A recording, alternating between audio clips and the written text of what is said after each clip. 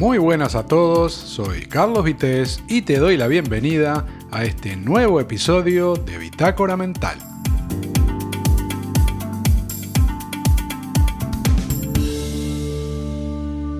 Ahora mismo creo que el tema se ha ido enfriando un poco, pero hace algunos días, con esto de la ley trans y otros asuntos, tanto desde los medios de comunicación como en las redes sociales había muchísima actividad respecto a todo lo referente a la homosexualidad, ¿verdad? Un asunto que por suerte se lleva de forma natural desde hace ya unos cuantos años, y me refiero al tratamiento que da la sociedad al asunto, aunque soy consciente también de que no todo es color de rosa, como se dice, y queda un camino por recorrer hasta normalizar y garantizar la igualdad, ¿verdad? Y otras cuestiones relacionadas con personas que se sienten atraídas por personas de su mismo sexo, ¿no? Pero antes de seguir con este episodio, quiero dejar claro que no estoy grabando este audio para dar opinión, apoyar o criticar algo relacionado con el colectivo LGTBI. Eso me interesa dejarlo claro. Simplemente quiero compartir algunas cosas que me vinieron a la mente días pasados cuando estos temas estaban más candentes, por decirlo de algún modo, ¿no? Y lo primero en lo que pensé esos días, en que el tema estaba ahí tan por todos lados, fue en lo duro que habrá sido para las personas homosexuales vivir en los años 70 y 80, ¿no? Y no quiero ni imaginar en décadas anteriores, ¿no? Yo nací en la segunda mitad de los 60 y hasta el epílogo de los 70 no recuerdo situaciones personales de amistad o familiares en las que hubiera interactuado habitualmente con gente atraída por personas de su mismo sexo, ¿no? Pero teniendo 12 o 13 años en la ciudad donde vivía, me encontraba de vacaciones en casa de unos familiares que escuchaban mucha radio, y sobre ella y aquellos años aún tengo algo muy presente, ¿no? Recuerdo estar en el patio de aquella casa y como oyente involuntario escucharla a buen volumen, a la radio obviamente, y del mismo modo que las personas que utilizaban un corredor contiguo que había, que también era abierto igual que el patio, por el que entraban y salían de sus propios domicilios varias personas, ¿no? O también podían escuchar a esa radio vecinos y demás transeúntes que acertaban a pasar por la acera de aquella calle que estaba muy cerca del lugar, para quien la quisiera escuchar, donde se encontraba colgada esa fuente de sonido, ¿no?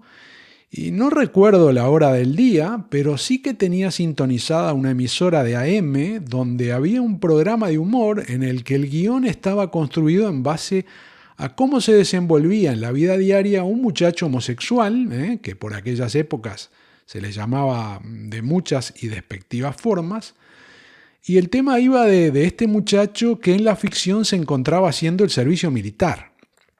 Y en este caso tengo que decir que no era un humor grueso, sino más bien sencillo y directo, con un delicado equilibrio desequilibrado, exprofeso obviamente en contra del protagonista, ¿no?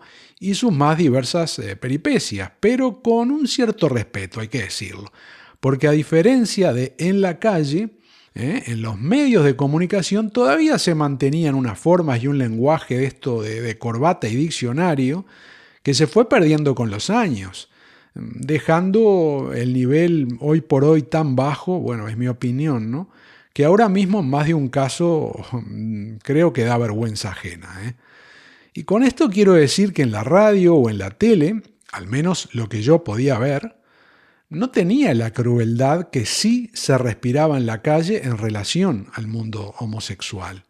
E incluso hasta finales de los 80, aún pude observar con los guiones de radio y televisión que apelaban a palabras, gestos y tantos otros recursos de expresión a través de los cuales se decían cosas que no se decían y se sugerían cosas que no se podían decir, porque a quienes trabajaban en los medios de comunicación se les presuponía una educación y moral, bueno, superior al populacho, ¿verdad?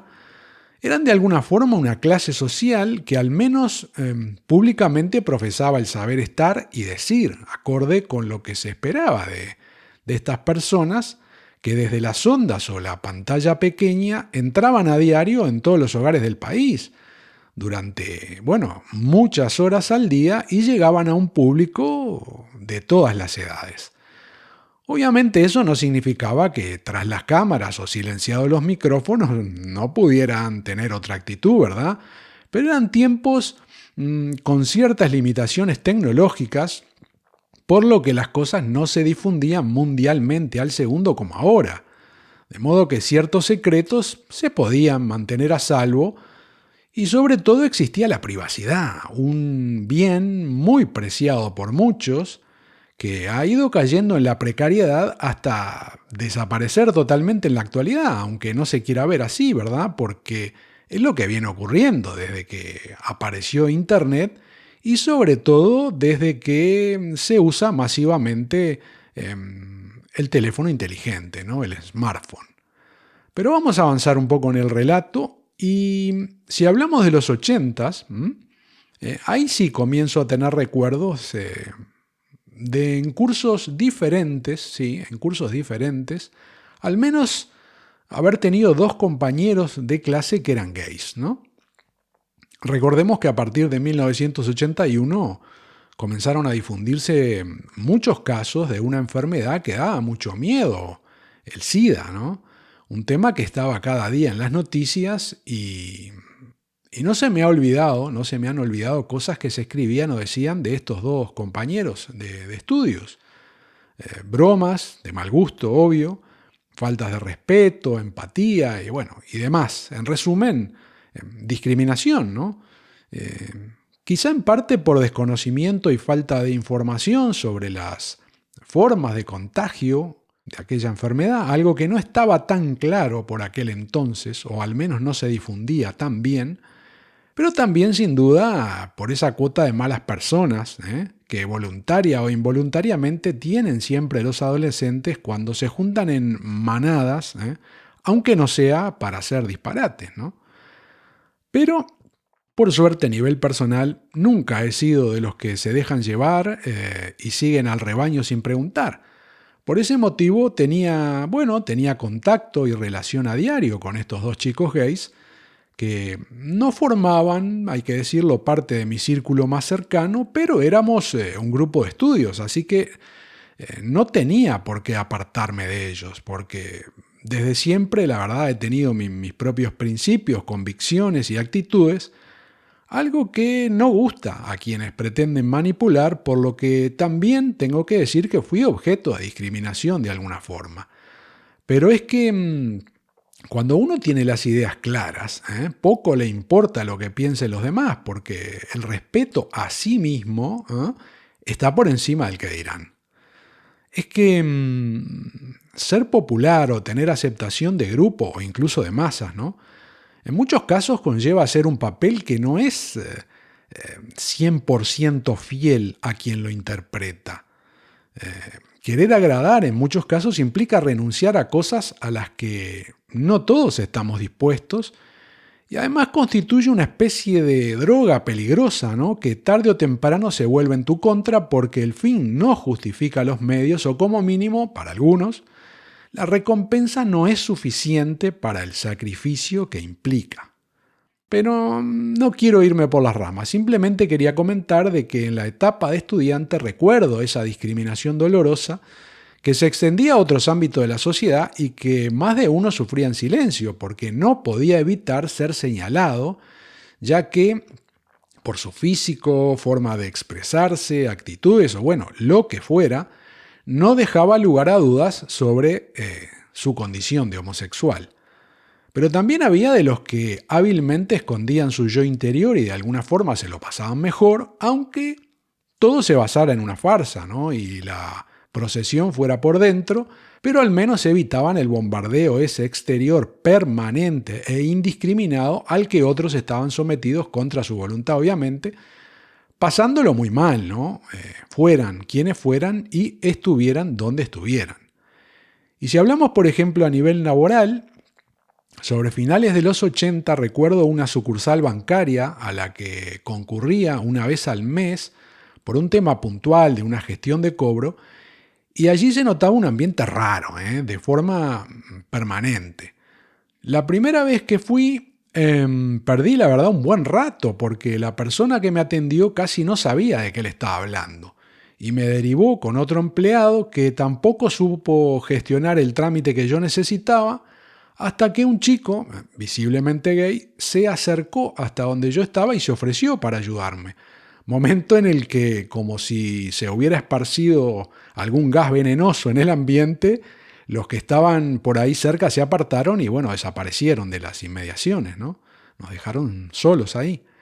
Y la discriminación, la verdad, daba vergüenza ajena, ¿no? Y se respiraba permanentemente en el aire. Confieso que incluso para mí era una situación incómoda porque me convertí ahí al instante en el punto central de las miradas de todos los empleados y clientes del lugar, como si fuera un traidor a mi sexo, ¿no? Permitiendo que el empleado homosexual resolviera un asunto que otros dos bien machitos no habían podido conseguir. Pero por suerte para mí, aquel muchacho sabía lo que hacía y tenía bastante más conocimiento que muchos otros que le rodeaban, ¿no?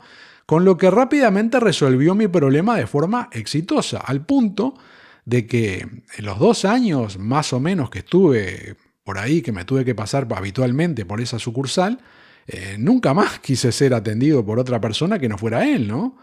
Y apenas entraba, lo buscaba con la mirada y le pedía que se acercara al mostrador para atenderme, o como mucho, si no lo veía a él directamente, le pedía a alguien que lo llamaran, ¿no? Y puedo decir que con el tiempo noté que se iba ganando esta persona el respeto en aquel ambiente, porque más allá de las tonterías que se hicieran o cómo lo molestaran, estaba claro que este chico tenía muy claro y se había dado cuenta de que la única forma de sobrevivir allí era saber más que los demás y convertirse en imprescindible, ¿no? Así que fue lo que hizo, y pronto comenzó a dominar la oficina. Y dentro de estos recuerdos que quería compartir, hay 2 momentos que son los que tengo más presentes porque, bueno, me tomaron por sorpresa, vamos a decirlo así.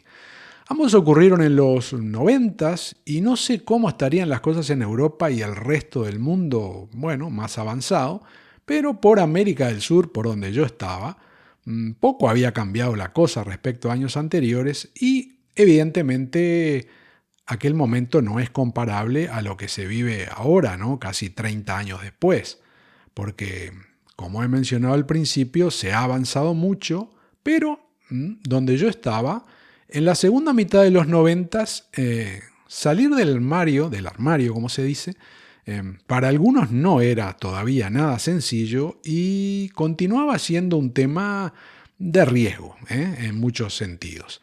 Había que ser muy valiente para expresarlo abiertamente a quien lo quisiera escuchar, ¿no? Porque implicaba no tener el control de la situación y, bueno, sobre todo sus derivaciones.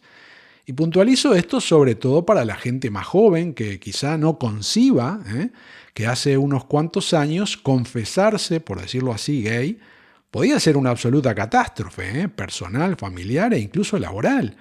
Pero así fue durante muchos años y ojo, porque creemos que todo esto ya está superado, pero la discriminación todavía existe, Y no tengo ninguna duda de que ahora mismo hay personas homosexuales que siguen escondiendo esa parte de su personalidad porque saben que de alguna forma les perjudicaría, ¿no? En su día a día si eso lo revelaran, ¿no? Pero bueno, vamos al grano. Vamos con la primera de las 2 situaciones que mencionaba antes. Resulta que a fines de los 90 mi trabajo estaba en el sector inmobiliario y como cada vez que algún cliente importante nos dejaba algo para vender, íbamos con mi jefe a ver de qué se trataba, ¿no? Así que cierto día nos llevó a mí y a un compañero a ver un edificio que estaba para reformar. Era de los años 1930, 1935, por ahí, Y tenía varios pisos que estaban en mal estado, ¿no? Pero eran ideales para pequeños inversores que quisieran reciclarlos y venderlos. O quizá también para algún cliente que teniendo tiempo y dinero le interesara adecuarlo a sus necesidades y tenerlo como vivienda, como primera vivienda, ¿no? Así que una vez vistos todos los pisos, les pusimos precio y era atractivo, ¿eh? La cifra era atractiva porque había mucho por hacer, pero ajustando el presupuesto quedaba margen para revenderlos con una ganancia interesante. Así que no tardaron en aparecer clientes y comenzó nuestro desfile de personas por el lugar.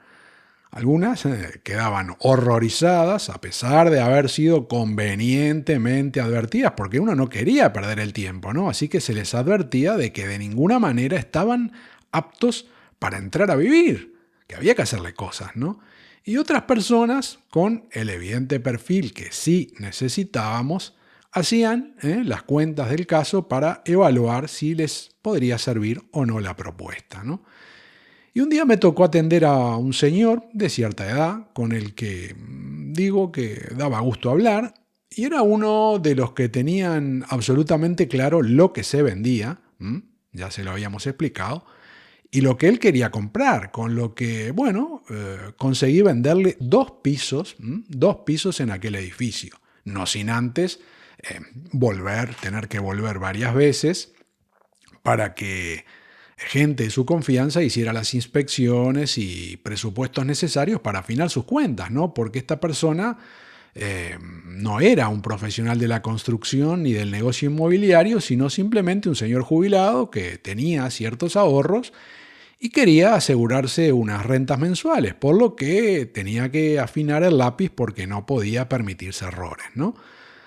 Pero para terminar con este educado caballero, tengo que decir que traté con él bastante tiempo porque mientras él llevaba a cabo las reformas de las unidades que había adquirido, yo seguía ofreciendo los pisos que quedaban, ¿no?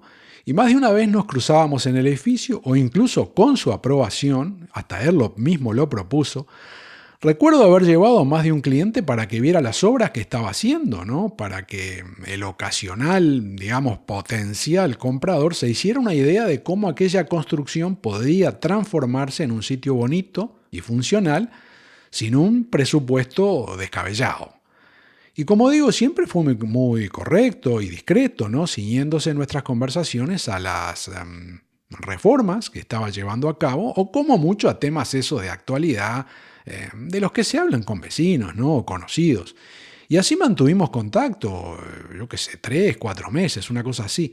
Hasta que un día, como tantos, coincidimos en el edificio y mientras yo estaba atendiendo a un cliente, él me vino a saludar, ¿no? Y como otras veces, aproveché que seguía con sus pisos en obras para comentarlo, ¿verdad? A esa persona con la que estaba, la persona que había llevado para visitar los que había que reformar. Y bueno, la conversación se hizo amena y ya éramos 3 ahí que hablábamos. Y con el correr de los minutos, la cosa cada vez se hizo más distendida, ¿no? Y ya parecíamos 3 amigos hablando de la vida hasta que el pícaro veterano, que evidentemente había esperado pacientemente su momento, sacó una carta de la manga e hizo referencia a mis aptitudes de vendedor, ¿no? La atención personal que le había dado, y unos cuantos etcétera, con lo que supuestamente él pretendía favorecer que yo concretara una nueva venta con esta persona que estaba, pero dentro de las flores que me había echado en su discurso, deslizó un par de frases que no dejaban lugar a duda de que me estaba tirando la caña sutilmente, pero me estaba tirando la caña, ¿no? Pero a la vez, claro, me estaba observando con una mira láser. Así que me sorprendió un poco, tengo que decir, porque a pesar de que no lo demostraba abiertamente, desde el primer momento supe que era homosexual y él tenía claro que yo también lo había detectado. Pero luego de esos 3 o 4 meses que decía de vernos casi a diario, no es que me interesara su situación sentimental, pero digamos por la edad asumí que en cuestión de amores, su corazón estaba ocupado, ¿no? Vamos a decirlo así, hacía rato.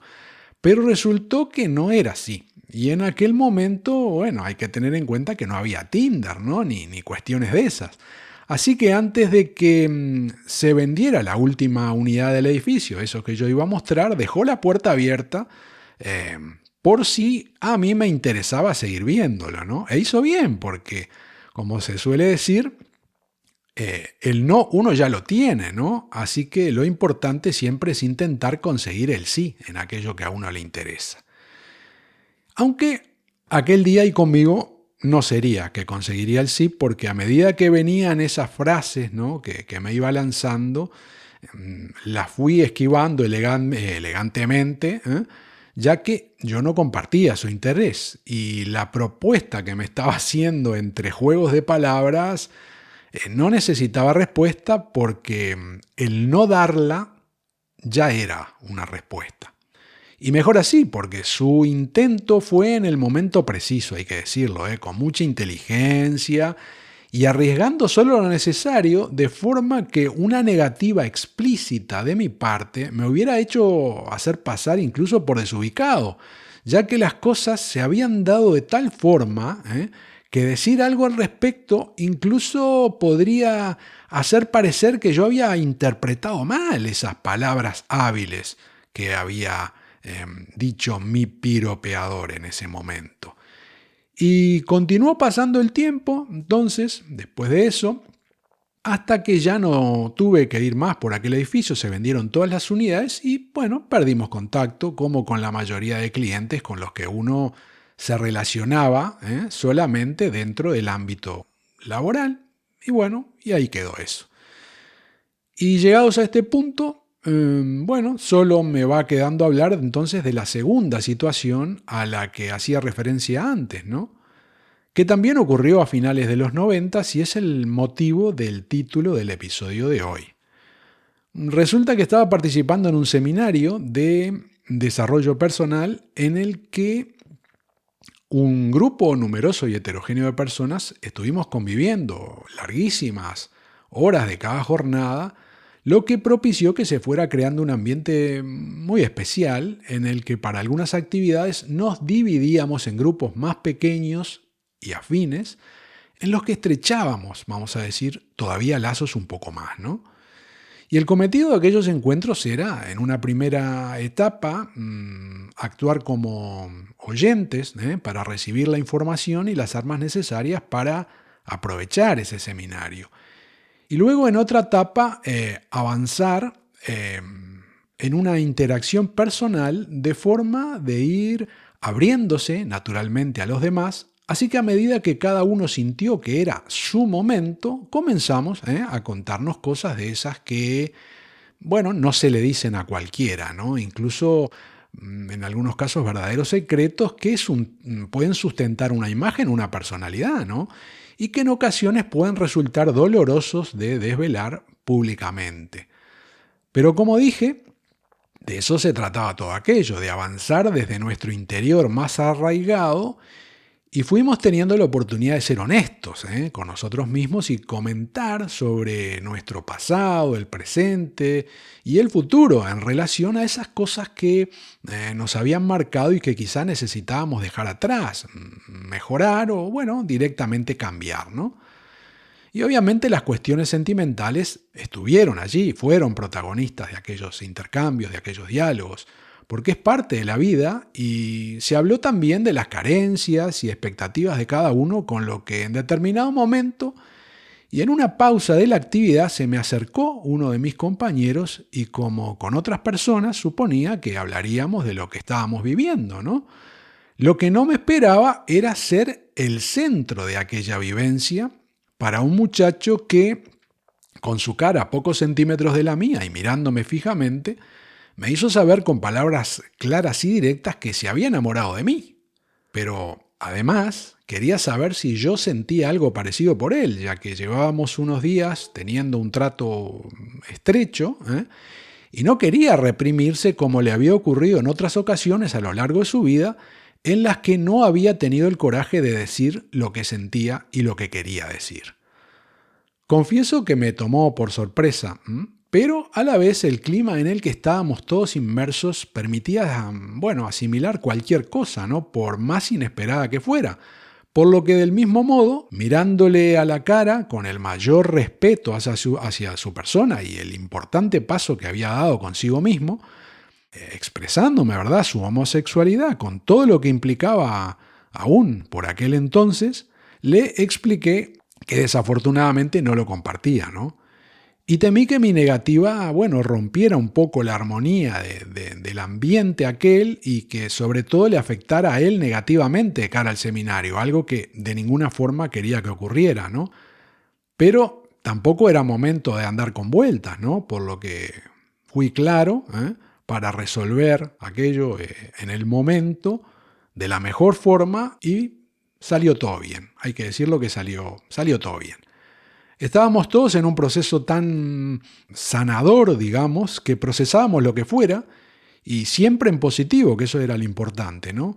Con lo que después de algunos minutos hablando del momento que él estaba viviendo y el mío también, que por aquel entonces estaba saliendo de un divorcio muy, pero muy traumático, quedamos como amigos y seguimos en contacto un tiempo más hasta que, el trabajo y la rutina esa del día a día fue enfriando aquel clima idílico que habíamos vivido en el grupo durante las jornadas del encuentro, donde habíamos estado centrados exclusivamente en nosotros, ¿no? Abstrayéndonos del mundo exterior, y gracias a eso muchos conseguimos procesos internos que nos permitieron cerrar etapas, abrir nuevas y ver el mundo de otra forma.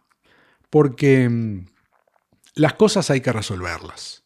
Y como se sabe, si siempre haces lo mismo, no puedes esperar resultados diferentes. Soy Carlos Vitéz y hasta aquí el episodio de hoy de Bitácora Mental. Gracias por tu tiempo, gracias por escuchar y te espero en el próximo.